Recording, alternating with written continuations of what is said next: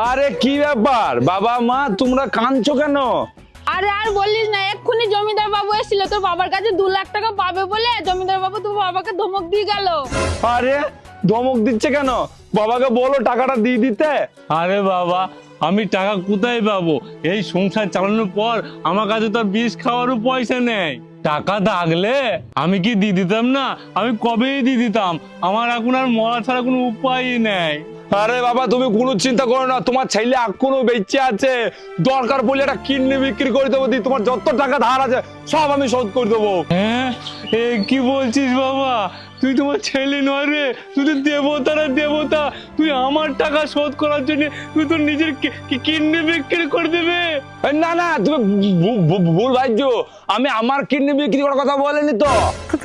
তাহলে আমি তো তোমার কিডনি বিক্রি করার কথা বলেছি।